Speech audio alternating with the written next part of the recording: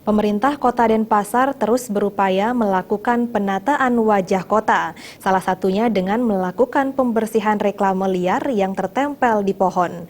Warga kota diminta tidak lagi menempel di pohon karena dapat didenda hingga 25 juta rupiah sesuai Undang-Undang Nomor 1 Tahun 2015 tentang Ketertiban Umum.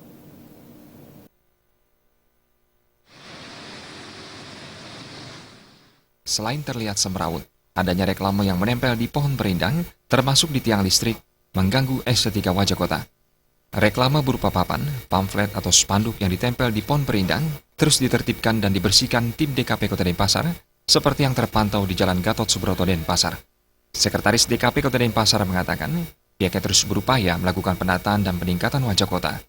Ia menghimbau kepada pelaku pelanggaran untuk tidak lagi menempel, menggantung papan reklame, spanduk, dan yang lainnya di pohon berindang. Karena hal tersebut melanggar Perda Kota Denpasar Nomor 1 Tahun 2015 Pasal 11 huruf D dan H. Jika ketahuan melanggar akan dikenakan denda 25 juta rupiah. Dalam upaya penataan dan peningkatan wajah kota dalam aspek kebersihan lingkungan, memang kini Kota Denpasar saatnya bertindak terhadap pelaku-pelaku pelanggaran, baik itu membuang sampah sembarangan, termasuk juga yang menempel, yang menggantung, yang seperti yang dilihat tadi dalam kegiatan penertiban itu memang kita sedang galakan penertibannya.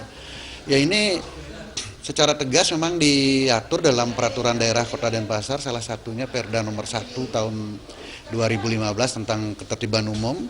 Ada satu pasal 11 huruf D dan H itu mengatur secara tegas, dilarang itu menempel, menggantung seperti itu. Meski sosialisasi terus dilakukan DKP Kota Denpasar, pihaknya menghimbau agar masyarakat Kota Denpasar ikut menjaga dan memelihara lingkungan dengan tidak merusak tanaman termasuk pohon berindang. Pera Widya dan Joka Andika, Bali TV.